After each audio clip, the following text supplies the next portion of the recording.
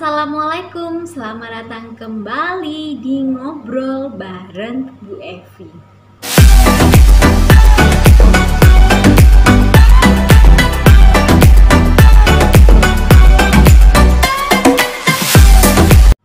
Kalian masih semangat kan buat belajar dan menaklukkan soal-soal bahasa Indonesia? Pada video kali ini, Bu Evi akan melanjutkan materi tentang karya ilmiah yang sebelumnya sudah pernah saya bahas, tapi saya potong dan ini adalah lanjutan dari video tersebut. Jadi buat kamu yang penasaran lanjutan dari video karya ilmiah, tonton video pembelajaran ini sampai selesai ya. Nah, seperti biasa, sebelum Bu Evi lanjut ke video pembahasan, buat kamu yang belum subscribe, silahkan subscribe dulu, like, komen, dan share ke teman-teman kalian. Selamat menyaksikan! Pada video sebelumnya, Bu Evi sudah membahas tentang pengertian, kemudian juga ciri-ciri dari karya ilmiah, dan dilanjutkan juga dengan jenis-jenis karangan ilmiah. Akan tetapi pada pembahasan untuk jenis-jenis karangan ilmiah, Bu Evi baru menyampaikan sampai pada jenis yang pertama, yaitu laporan.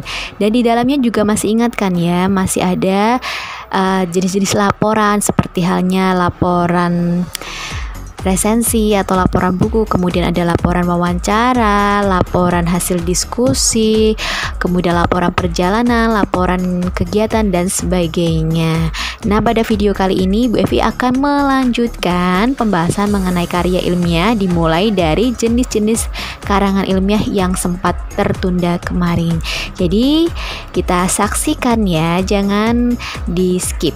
Selanjutnya, jenis-jenis karangan ilmiah yang kedua setelah laporan yaitu ada makalah. Nah, kalau makalah itu sudah makanan sehari-hari anak sekolah ya. Makalah makanan sehari-hari anak sekolah. Apa sih makalah itu? Makalah itu merupakan karangan ilmiah yang membahas suatu persoalan dengan pemecahan yang didasarkan hasil kajian literatur atau kajian lapangan. Jadi misalkan aja kamu dikasih tugas untuk mengamati sesuatu ya kan, atau apa gitu ya. Nah, itu kajiannya itu berdasarkan dari buku dan juga bisa saja dari kita terjun langsung ke lapangan. Tapi lebih banyak sih ke buku ya. Kita cari referensi-referensi. Misalkan kita disuruh mereview, meresum tentang majas dan jenisnya. Nah, kamu harus cari buku-buku yang berkaitan dengan majas, jenis-jenis majas. Nah, itu yang dinamakan dengan makalah ya. Kemudian yang ketiga ada skripsi. Nah, ini para pejuang skripsi ya. Skripsi itu merupakan karangan ilmiah yang disusun oleh mahasiswa S1 ya.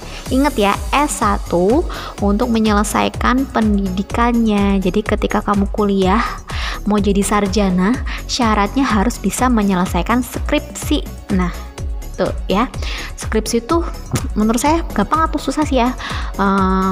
Ya gampang-gampang susah lah, tapi penuh dengan perjuangan. Karena apa? Nanti pasti kita itu disuruh bolak-balik menemui dosen pembimbing untuk merevisi demi kebaikan dan kemaslahatan bersama aja.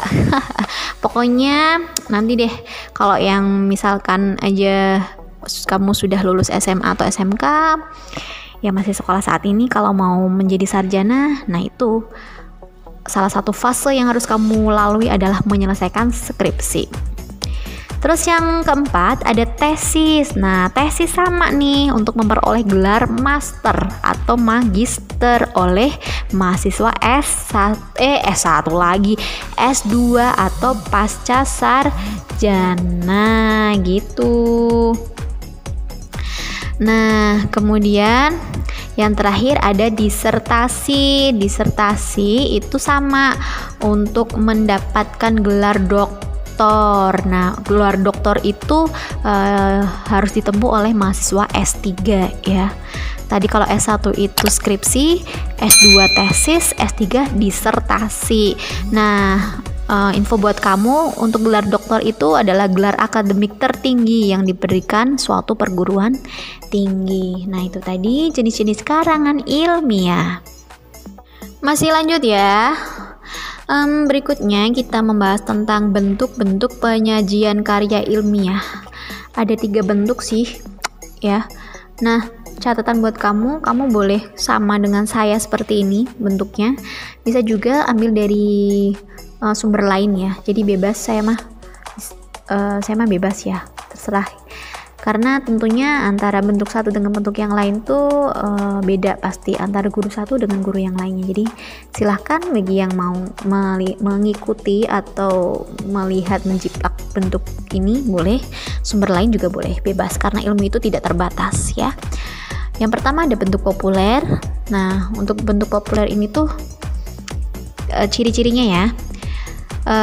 Disebut juga sebagai karya ilmiah populer karena bentuknya mana suka, dalam artian nggak ada aturan gitu, bebas mau seperti apa, yang penting ada judulnya sih, kemudian ada hasilnya. Terus yang kedua bisa berupa karya ringkasnya seperti surat maupun esai. Terus yang berikutnya ragam bahasanya tuh santai, populer, atau biasa kita jumpai di masyarakat umum, biasa digunakan untuk komunikasi kita sehari-hari. Terus berikutnya dijumpai dalam media massa seperti koran ataupun majalah. Kemudian ciri berikutnya, istilah populer digunakan untuk menyatakan topik akrab menyenangkan bagi rakyat. Terus selain itu juga dia disukai oleh sebagian orang karena tadi gayanya yang menarik dan juga bahasanya yang mudah dipahami dan kalimatnya juga sederhana, tidak bertele-tele. Kemudian di sini juga nggak sepaneng ya karena kalimatnya tuh berupa senda gurau gitu, lebih santai lah gitu. Terus yang terakhir cirinya adalah dia itu sifatnya fantasi atau berupa rekaan. Itu namanya bentuk populer. Kemudian yang kedua ada bentuk semi formal. Nah, untuk semi formal sistematikanya ada beberapa. Ini yang saya sampaikan itu yang umum digunakan dalam berbagai jenis laporan biasa dan makalah ya. Ingat ya, biasa digunakan pada laporan sama makalah. Nah, yang pertama tuh ada halaman judul. Tahu ya halaman judul ya. Habis judul terus kemudian kan berikutnya ada tulisan judulnya lagi. Nah, itu namanya halaman judul. Terus ada kata pengantar. Kata pengantar tuh isinya apa? Ada yang tahu? Tahu lah ya. Isinya berupa ucapan terima kasih kepada yang sudah tadi mengasih atau memberi semangat kepada penulis gitu ya. Terus daftar isi, ada pendahuluan, kemudian masuk ke pembahasan, simpulan dari pembahasan kamu, dan juga jangan lupa sertakan daftar pustaka. Itu bentuk semi formal yang sering banget digunakan untuk jenis laporan biasa dan juga makalah. Berikutnya untuk bentuk formal, nggak ada air nih. Untuk bentuk formal sendiri itu biasanya yang pertama sistematikanya harus wajib banget ada judul, wajib banget ada judul. Kemudian tim pembimbing, siapa yang membimbing karya ilmiah kamu, misalkan ada bapak ibu siapa, bapak ibu guru ya tentunya ya. Terus siapa lagi gitulah. Terus kata pengantar tadi isinya ucapan terima kasih, bisa juga berupa siapa saja yang mau mengkritik guna membangun, nah gitu-gitu sih, tahu kan ya. Terus abstrak itu sejenis kayak apa sih ya, ini sih rangkuman dari pembahasan sih abstrak itu. Terus ada daftar isi. Nah, daftar isi ini berupa subjudul, kemudian tentunya ada halamannya. Ini untuk mempermudah si pembaca kalau mau nyari misalkan subjudul tentang majas personifikasi itu ada di halaman berapa. Nah, itu maksudnya ke dalam daftar isi untuk mempermudah itu mencari informasi yang kita butuhkan. Terus pendahuluan itu tadi basa-basi ya, ibaratnya tuh kayak awalan sebelum kita masuk ke inti pembahasan. Terus ada telaah perpustakaan. Nah, untuk telaah perpustakaan tuh kata ini jarang banget digunakan, tapi yang familiar, yang sering banget kita dengar itu adalah kerangka teoretis. Tahu kan ya, tadi teori-teori yang kita gunakan. Terus ada metode penelitian. Nah, metodenya itu berupa apa nih? Ada nih, nanti Bu Evi kasih tahu setelah kita masuk ke struktur karya ilmiah. Ada metode deskriptif, eksperimen, PTK, dan sebagainya ya. Terus ada juga nih pembahasan hasil penelitian. Jadi setelah kamu mengamati, meneliti gitu ya, kamu jangan lupa hasil dari yang kamu dapat itu kamu paparkan pada bab pembahasan tadi. Terus berikutnya masuk ke simpulan dan rekomendasi. Nah, simpulan dari pembahasan yang kamu dapat itu apa?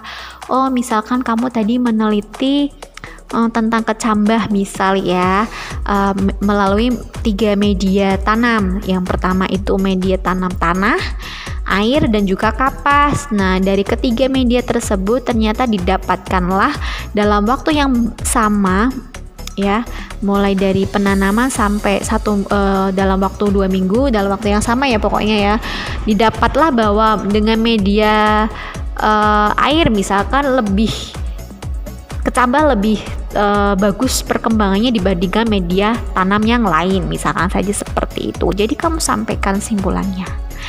Terus yang berikutnya ada daftar pustaka. Tahu kan daftar pustaka itu seperti apa ya kan? Ini berupa buku-buku atau referensi kamu, dan kamu tuh ngambil apa sih namanya, kayak metode-metode, teori-teori, terus apapun itu yang berkaitan dengan penelitian kamu itu, kamu buku-bukunya itu dari mana saja sumbernya. Nah, itu nanti sebagai rasa ucapan terima kasih kamu kepada si penulis buku, maka kamu berikanlah atau kamu sertakanlah pada daftar pustaka seperti itu ya. Nah, untuk daftar pustaka sendiri Bu Evi sudah pernah membahas ini, jadi silahkan kamu bisa cari ya di kanal YouTube saya tentang daftar pustaka. Di situ juga ada rumus untuk menghafal daftar pustaka dengan mudah ya. Terus berikutnya ada lampiran-lampiran. Nah, untuk lampiran-lampiran sendiri itu isinya tadi bisa berupa gambar-gambar hasil penelitian kamu. Terus yang terakhir ada riwayat hidup. Sebenarnya sih ini nggak terlalu penting ya riwayat hidup ya, tapi boleh ada boleh tidak. Jadi ada nama kamu, kemudian tempat tanggal lahir kamu, terus pendidikan kamu dan sebagainya. Bisa kamu sertakan di akhir penelitian, jangan di awal ya.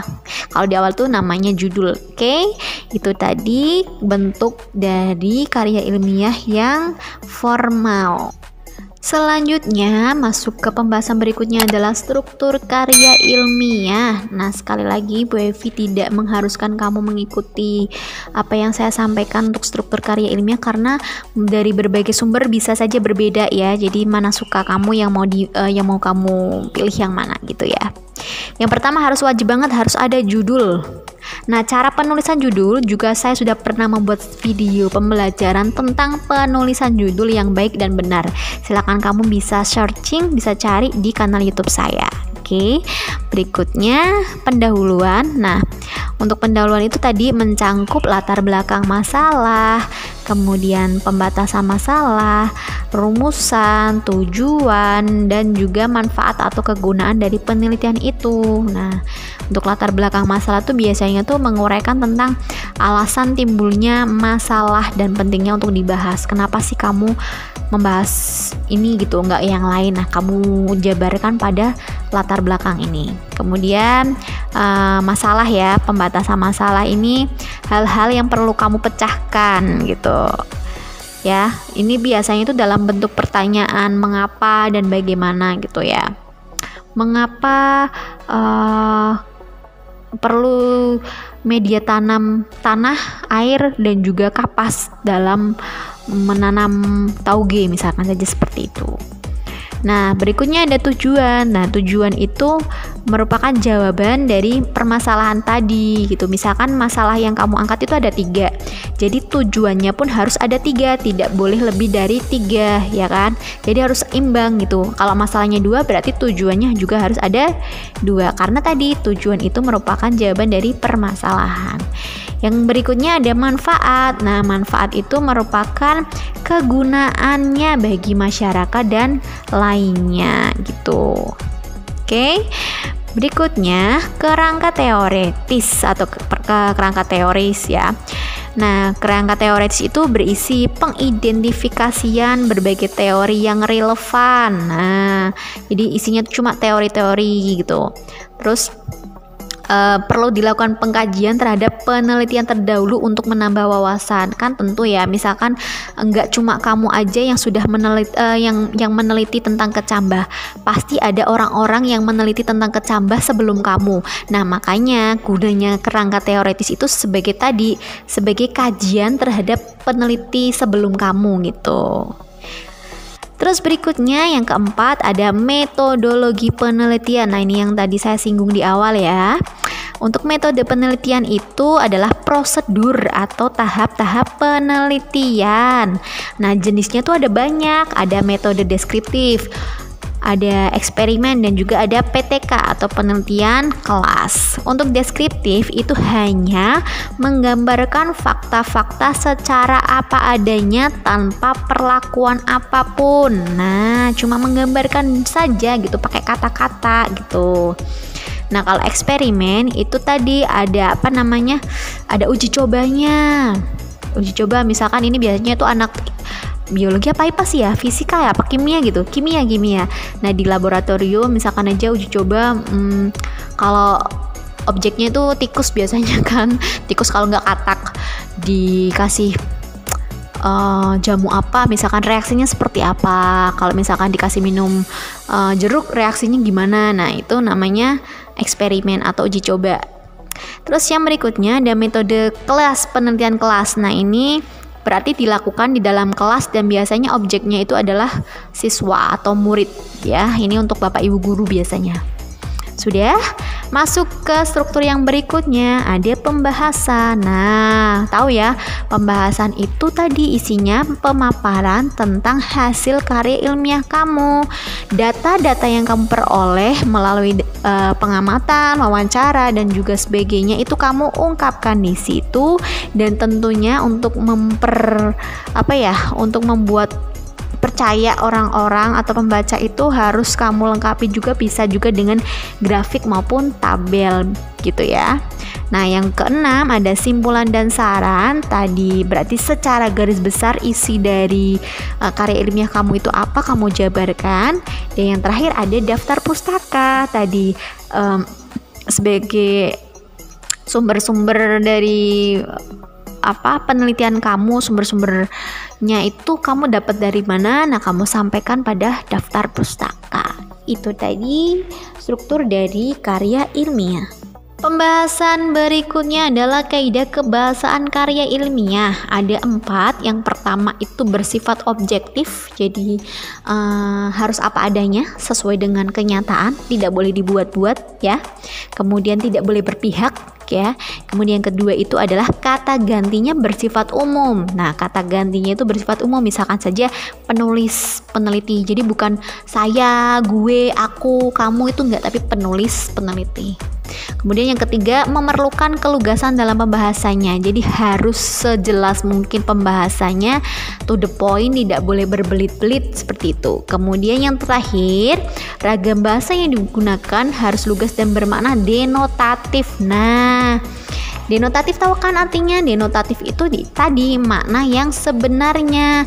Ayo, masih ada yang ingat nggak lawan dari denotatif itu makna apa? Makna konotatif atau konotasi. Tadi kalau denotatif itu makna yang sebenarnya, kalau konotatif berarti bukan makna yang sebenarnya.